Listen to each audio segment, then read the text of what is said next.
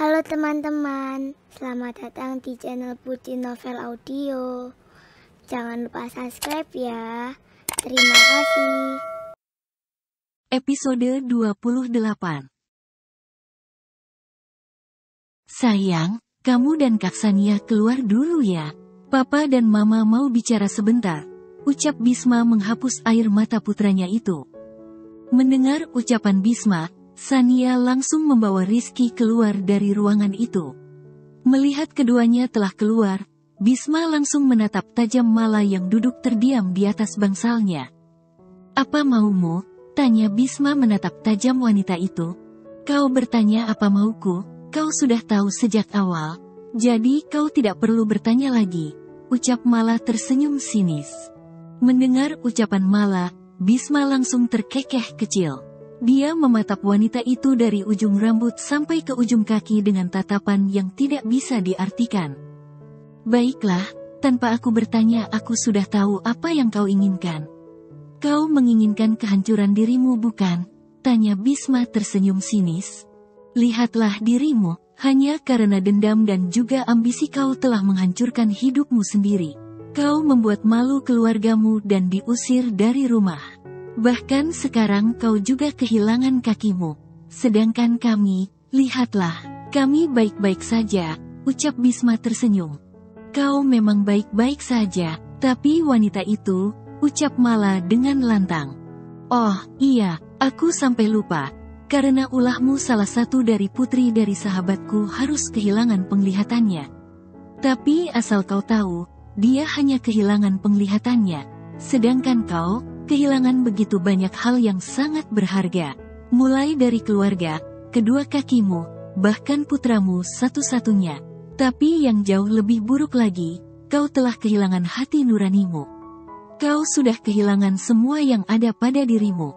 Ibarat sebuah ponsel yang telah rusak.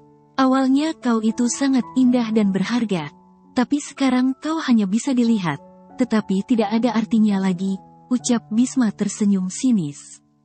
"Tapi asal kau tahu, bagaimanapun rusaknya sebuah ponsel, pasti bisa diperbaiki. Walaupun tidak bisa sebagus awalnya.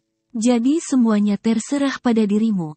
Kau mau memperbaiki dirimu, atau kau ingin hidupmu jauh lebih hancur dari saat ini," ucap Bisma kembali lalu keluar dari ruangan itu dengan santai. Mendengar ucapan Bisma, Mala hanya bisa meneteskan air matanya. Dia menatap kepergian pria itu dengan mata berkaca-kaca. Melihat itu, Rifki hanya bisa diam sambil menatap iba kakaknya itu. "Seperti yang aku katakan, mereka orang baik. Jadi kau tidak akan pernah bisa menang melawan mereka. Karena kau berada di dalam sebuah kesalahan besar, sedangkan mereka berada di kebenaran. Mulai sekarang kau bebas melakukan apa. Mau terus berada di dalam dendam tidak jelasmu itu, atau mau bertobat dan memperbaiki dirimu. Karena sekarang kau bukan anak-anak lagi, kau sekarang adalah seorang ibu. Jadi aku rasa kau sudah bisa menentukan jalanmu sendiri," ucap Rifki juga melangkah kakinya meninggalkan wanita itu. Dia membiarkan Mala sendiri, agar wanita itu bisa berpikir dengan jernih dan merenungi semua kesalahannya. Dia hanya bisa berharap jika kejadian ini bisa mengubah cara pikir kakaknya itu. Agar sang kakak bisa kembali ke jalan yang benar dan melupakan semua dendamnya. Karena dendam hanya akan membuat hidupnya menjadi tidak tenang. Aldan duduk di samping Yuki sambil terus menggenggam tangan wanita itu. Dia terus menatap wajah sang istri dengan tatapan penuh kesedihan. Dia tidak tahu harus mengatakan apa kepada istrinya itu saat sadar nanti. "Sayang, kamu makan dulu ya. Sejak semalam kamu tidak ada makan sama sekali," ucap Bu Wijaya mengusap punggung putranya itu. "Tidak, Ma, Aldan tidak lapar," ucap Aldan tanpa menatap ke arah sang mama. "Sayang, kamu tidak boleh seperti ini terus. Ingat, kamu juga harus jaga kesehatanmu. Jika istrimu tahu kamu tidak makan sama sekali, pasti dia akan merasa bersalah. Karena dirinya kamu menyakiti dirimu sendiri," ucap Bu Wijaya mencoba menahan air matanya. Dia tahu jika putranya itu sangat mencintai Yuki. Pasti saat ini perasaannya sangat hancur melihat keadaan Yuki yang begitu menyedihkan. Namun, dia juga tidak boleh terus terpuruk seperti ini. Dia harus bangkit dan memberikan semangatnya untuk Yuki saat sadar nanti. Sayang, coba katakan kepada Mama, apa kau mencintai istrimu? Tanya Bu Wijaya membuang napasnya kasar. Kenapa Mama bertanya seperti itu? Aku sangat mencintai istriku, Ma. Ucap Aldan tidak percaya mendengar pertanyaan sang mama. Wow, kenapa kau seperti ini? Kenapa kamu malah menyiksa dirimu sendiri? Lihat keadaan istrimu, dia membutuhkan dukungan kita saat ini. Tapi kamu malah terus-menerus seperti ini. Coba kamu bayangkan jika kamu sakit, siapa yang akan mendukung Yuki? Siapa yang akan menemani dan juga merawatnya? Tanya Bu Wijaya menatap kesal putranya itu. Mamamu benar, nak, makanlah, walaupun hanya sedikit.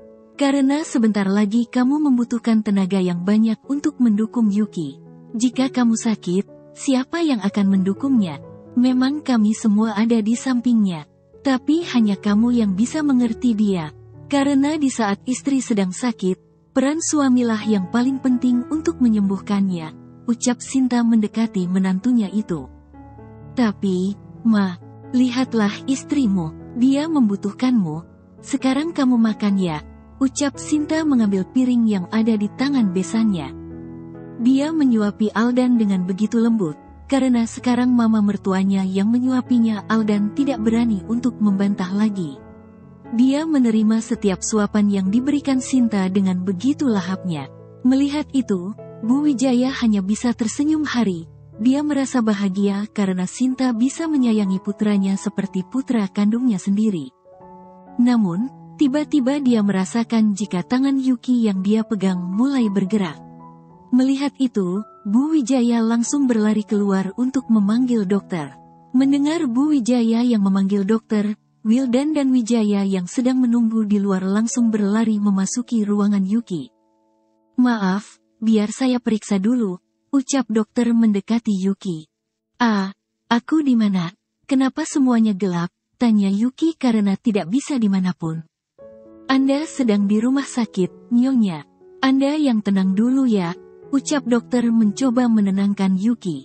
Bagaimana keadaan istri saya, Dok? Tanya Aldan sambil terus menggenggam tangan Yuki.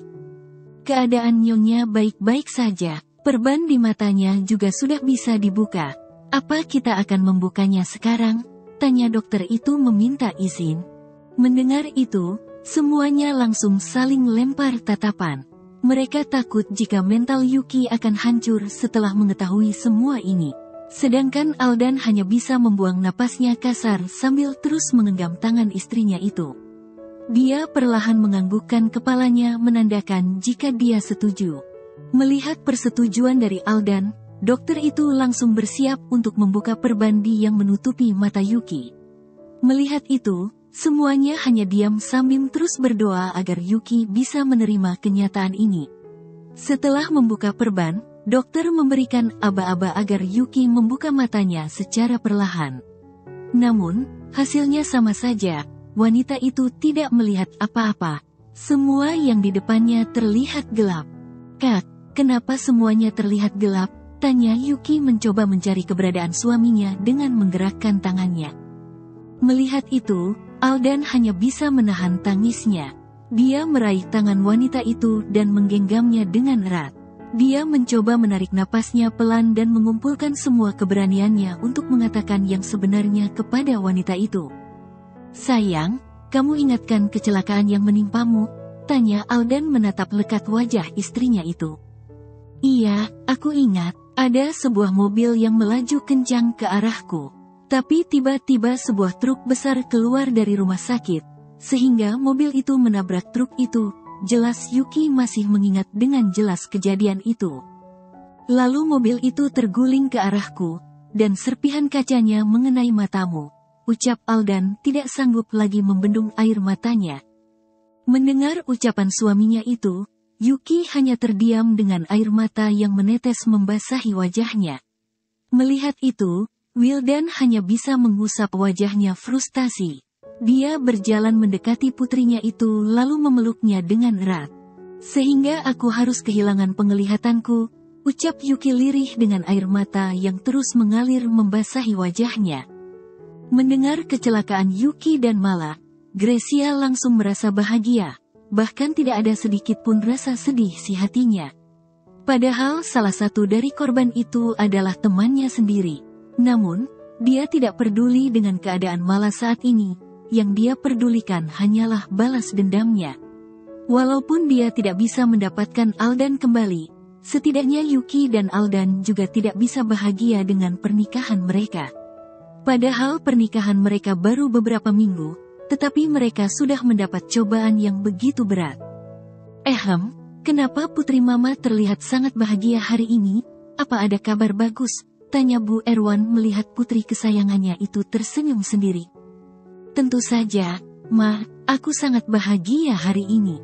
Semua rasa sakit hatiku telah terbalas dengan setimpal, ucap Gracia tersenyum puas. Mendengar ucapan putrinya, Bu Erwan langsung mengerutkan keningnya bingung. Tidak mau banyak berpikir, dia duduk di samping putrinya, sambil menatap gadis itu dengan tatapan meminta penjelasan.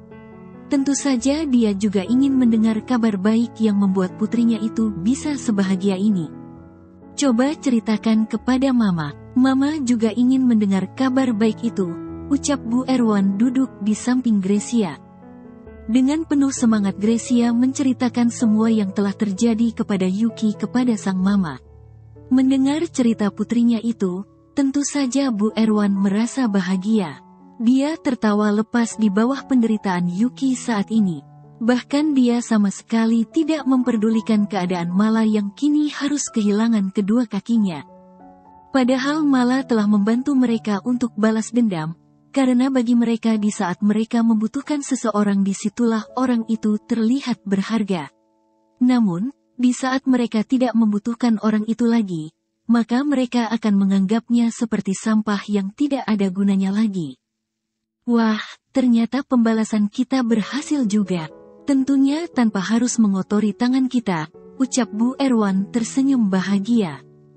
Mama benar, akhirnya wanita itu mendapatkan karmanya. Dia memang berhasil mengalahkan kita, dan menikah dengan Aldan. Tapi kini semua tidak ada gunanya, karena dia akan selalu berada di dalam keterpurukan atas keadaannya saat ini, ucap Gracia tersenyum sinis. Tapi lebih asik jika kita menjatuhkan mentalnya secara langsung, ucap Gracia penuh kelicikan. Maksudmu? Tanya Bu Erwan tidak mengerti. Mama pasti tahu nanti. Sekarang Mama siap-siap dulu, kita akan melakukan permainan berikutnya, ucap Gracia bangkit dari duduknya. Mendengar ucapan putrinya itu, Bu Erwan hanya mengangguk patuh lalu pergi ke kamarnya. Setelah memastikan penampilannya telah rapi, Gracia dan mamanya langsung pergi ke rumah sakit. Tidak lupa mereka membeli beberapa buah-buahan terlebih dulu. Melihat Gracia yang membawa 2 buah hamper yang berisi buah-buahan, Bu Erwan langsung menatapnya bingung. Kenapa ada 2? Tanya Bu Erwan bingung. Apa Mama lupa jika ada 2 pasien yang harus kita jenguk, ucap Gracia tersenyum kecil. Dia tidak ada gunanya lagi. Untuk apa kita memperdulikannya? Mama tidak boleh seperti itu. Bagaimanapun dia yang telah menghancurkan musuh kita. Jadi apa salahnya kita mengucapkan salam perpisahan yang terakhir, ucap Gracia tersenyum sinis. Mendengar ucapan putrinya itu, Bu Erwan langsung mengerti. Tujuan mereka bukan untuk menjenguk, akan tetapi menghancurkan mental kedua wanita itu secara perlahan. Baiklah, Mama mengerti, ucap Bu Erwan tersenyum. Di rumah sakit, Mala duduk termenung seorang diri di atas bangsalnya. Sudah 3 hari dia ditawat, akan tetapi tidak seorang pun yang datang untuk melihat keadaannya. Hanya Rifki yang selalu menyempatkan diri untuk melihat kondisi kakaknya itu. Sedangkan keluarganya tetap tidak sudi untuk melihat keadaan wanita itu. Apalagi setelah mengetahui jika penyebab kecelakaan itu adalah ulahnya sendiri. Karena ingin melenyapkan Yuki, dia harus mengalami kejadian tragis yang menyebabkan dia harus kehilangan kedua kakinya. Apa aku sejahat itu? Apa aku sehina itu? sehingga papa dan mama tidak sudi untuk melihatku. Kenapa takdirku seperti ini, hidupku hancur, sedangkan kedua orang tuaku tidak peduli sama sekali. Kenapa kau tidak mengambil nyawaku pada saat kecelakaan itu? Kenapa kau harus menyiksaku seperti ini? Batin malah menatap ke arah jendela sambil menitikkan air matanya. Mama, ucap Rizky berjalan mendekati Mala. Mendengar suara putranya itu, Mala langsung menghapus air matanya. Dia berusaha menahan air matanya agar tidak jatuh di depan bocah itu. Jujur dia merasa sangat malu. Dia merasa malu pada dirinya sendiri. Dia telah begitu jahat kepada putranya sendiri, sehingga kini dia harus menerima balasan atas semua perbuatannya. Untuk apa kau kesini? Tanya Mala tanpa menatap ke arah putranya itu. Dia mengkhawatirkanmu, ucap Sania menatap tajam wanita itu. Mendengar ucapan Sania, Mala hanya tersenyum kecil. Dia menghapus air matanya lalu menatap wanita itu dengan tatapan yang tidak bisa diartikan. Apa kau ingin menertawakan keadaanku? Menertawakan, ucap Sania tersenyum kecil lalu membawa Rizky mendekati Mala. Maaf, aku tidak ada waktu menertawakan orang lain, ucap Sania sambil menatap lekat Mala. Putramu mengkhawatirkan keadaanmu, jadi aku terpaksa mengantarkannya untuk menemuimu. Lagi pula adikmu adalah sahabatku, jadi wajar saja aku ingin melihat keadaan kakak sahabatku sendiri, ucap Sania mendudukkan Rizky di kursi yang ada di samping bangsal Mala. Aku membawakan sup dan bubur untukmu, kata Rifki. Kau tidak nafsu makan, jadi makanlah sekarang, ucap Sania membuka bekal yang telah dia siapkan untuk Mala. Untuk apa kau peduli denganku? Tanya Mala menatap tajam Sania. Aku tidak peduli denganmu, aku hanya memperdulikan wanita yang telah melahirkan putraku, dan juga kakak sahabatku. Aku tidak mau mereka jatuh sakit karena mengkhawatirkan keadaanmu. Jadi makanlah, sebelum aku yang akan memindahkannya ke mulutmu, ucap Sania tegas sambil menyodorkan bekal yang dia bawa kepada Mala. Makanlah, ucap Sania menatap lekat Mala yang tetap diam. Mendengar ucapan Sania, Mala akhirnya mau mengalah. Dia menerima bekal pemberian Sania dan melahapnya secara perlahan. Melihat Mala yang mau makan bekal darinya, Sania hanya tersenyum kecil. Dia langsung duduk di sofa sambil menatap wanita itu sambil tersenyum kecil. Apa kau tahu, aku merasa sangat iri denganmu, ucap Sania menatap Mala. Iri, ucap Mala menatap bingung gadis itu. Iya, aku merasa sangat iri kepadamu. Kau begitu sempurna. Kau memiliki putra yang tampan dan juga pintar. Bahkan kau memiliki adik yang sangat menyayangimu. Sedangkan aku hanyalah putri tunggal, jelas Sania. Tapi kau memiliki keluarga dan juga sahabat yang sangat menyayangimu. Kau juga memiliki itu, hanya saja kau tidak menyadarinya. Kau lebih fokus pada kesenanganmu sendiri, ucap Sania. Dunia ini adalah tempat yang paling membingungkan, di mana kita sibuk untuk melihat kebahagiaan orang lain, tapi kita tidak bisa melihat kebahagiaan kita sendiri. Di mana kebenaran akan selalu tertutup, karena pemikiran kita yang selalu mengambil kesimpulan sendiri, tanpa mau menyelidiki apa sebenarnya yang telah terjadi. Begitu juga dengan dendammu, ucap Sania tersenyum kecil. Aku tahu, kau ingin membalas kematian kakak sepupumu, tapi kau tidak pernah mau mencari tahu kenapa kami melakukan itu kepadanya. Asal kau tahu, bukan kami yang membunuhnya, tapi obsesinya. Sayang, kamu makan ya, ucap Aldan melihat Yuki terus diam termenung di dalam ruang rawatnya. Tidak, aku tidak lapar, ucap Yuki sambil terus menitikkan air matanya. Melihat sang istri yang terus-menerus menangis, Aldan hanya bisa membuang napasnya pelan. Dia duduk di samping bangsal istrinya itu sambil menatapnya dengan lekat. Katakan, apa yang membuatmu terus bersedih seperti ini? Tanya Aldan menggenggam tangan istrinya. Aku ingin berpisah. Mendengar ucapan istrinya, Aldan hanya bisa membuang napasnya pelan. Dia perlahan melepaskan genggaman tangannya lalu mengusap wajahnya dengan kasar. Dia tahu apa yang dirasakan Yuki saat ini, jadi dia harus bersabar untuk menghadapi tingkah wanita itu. Menerima kenyataan ini memanglah tidak mudah, di mana dia harus kehilangan penglihatannya untuk selama-lamanya. Padahal mereka sudah mencari pendonor mata sampai ke penjuru dunia. Namun, sampai sekarang mereka belum menemukannya. Berpisah, ucap Aldan terkekeh kecil. Setelah semua yang kita lewati, kamu dengan mudah meminta pisah denganku. Maaf, sampai mati pun aku tidak akan pernah mengabulkannya, ucap Aldan dengan tegas. Apa yang kakak harapkan lagi dariku? Lihatlah keadaanku sekarang. Aku tidak bisa melihat lagi, bahkan aku tidak bisa mengurus diriku sendiri. Jika kakak tetap ingin hidup bersamaku, itu sama saja kakak menyiksa diri untuk mengurus wanita yang tidak berguna seperti diriku, ucap Yuki dengan air mata yang mengalir deras membasahi wajahnya. Siapa yang bilang kamu tidak berguna? Kamu adalah wanitaku. Kamu adalah kebahagiaanku. Berpisah denganmu, itu sama saja aku menyiksa diriku sendiri.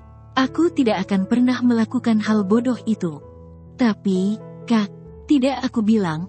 Tidak, ucap Aldan meninggikan suaranya karena tidak sanggup lagi mendengar ucapan istrinya itu. Mendengar Aldan yang meninggikan suaranya, Yuki hanya bisa terdiam dengan air mata yang terus mengalir. Sadar jika dia telah membentak istrinya sendiri, Aldan hanya bisa terdiam sambil berusaha mengontrol emosinya. Dia mengacak-acak rambutnya frustasi sambil menatap Yuki dengan lekat. Sayang, aku mohon jangan pernah ucapkan kata-kata itu lagi ya, ucap Aldan lirih sambil menghapus air mata Yuki. Tapi, Kak, belum selesai Yuki mengucapkan kata-katanya, Aldan langsung menghentikannya dengan mencium lembut bibir wanita itu. Dia membelai lembut wajah istrinya itu, sambil tersenyum kecil. Sudah aku katakan, aku mencintaimu. Jadi kekuranganmu tidak akan pernah mengurangi rasa cintaku kepadamu. Aku akan selalu berada di sisimu, seperti janji kita saat menikah dulu. Apa kamu sudah lupa dengan janji itu? Tanya Aldan tersenyum kecil. Kita akan bersama untuk selamanya, hingga ajal yang akan memisahkan kita berdua. Tidak akan ada kata perpisahan, sampai maut sendiri yang akan menjemput salah satu dari kita. Selalu bersama dalam suka maupun duka, saling mengasihi dan juga menyayangi. Jika ada masalah, maka kita harus menyelesaikannya sebelum tidur, ucap keduanya dengan serentak. Ternyata kamu masih mengingatnya, jadi kenapa kamu menyebutkan kata-kata itu? Tanya Aldan menangkup kedua tangannya di wajah Yuki. Aku berjanji akan menjadi mata untukmu. Aku akan menunjukkan indahnya dunia kepadamu, sehingga kau tidak akan pernah sadar jika kamu tidak bisa melihat lagi, ucap Aldan kembali, lalu membawa Yuki ke dalam pelukannya. Yuki hanya bisa pasrah sambil menenggelamkan wajahnya di dada bidang suaminya itu. Dia memeluk erat tubuh kekar sang suami, sambil menitikkan air matanya penuh kebahagiaan. Tidak lupa dia mengucapkan syukur kepada Allah, karena telah mengirimkan pria sebaik Aldan untuk menjadi pendamping hidupnya. Jangan pernah ucapkan kata-kata itu lagi ya, karena aku sangat membenci kata-kata itu, ucap Aldan mencium lembut puncak kepala istrinya. Ingat, sayang, kamu memang telah kehilangan penglihatanmu, tapi kamu masih memiliki orang-orang yang dengan tulus menyayangimu. Asal kamu tahu, di luar sana ada begitu banyak orang yang mendapatkan cobaan yang lebih berat darimu. Jadi, kamu jangan pernah melihat ke atas, tapi lihatlah ke bawah. Lihatlah orang-orang yang lebih menderita darimu, agar kamu bisa bersyukur atas apa yang telah kamu miliki. Aku yakin, Allah mengambil sesuatu darimu bukan tanpa alasan. Pasti Dia sudah menyiapkan sesuatu yang indah untuk menjadi pengantinya. Jadi, kamu tidak boleh menyerah begitu saja, ya. Kamu harus bangkit. Kamu harus tunjukkan jika kamu bisa melewati semua ini.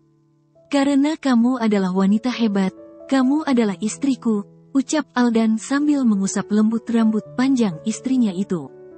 Wildan dan Sinta yang melihat pemandangan yang sangat indah itu hanya bisa terdiam sambil menitikkan air mata mereka. Wildan memeluk istrinya dengan hangat sambil menatap putri dan juga menantunya itu dengan penuh haru. Mereka sangat bersyukur memiliki menantu seperti Aldan, pria yang bisa menerima keadaan putri mereka dengan lapang dada. Cinta yang sebenarnya adalah cinta yang bisa menerima kekurangan pasangan kita. Cinta yang menjadi penerang saat kedua insan sedang mengalami cobaan dalam rumah tangga maupun hidup mereka. Itulah cinta.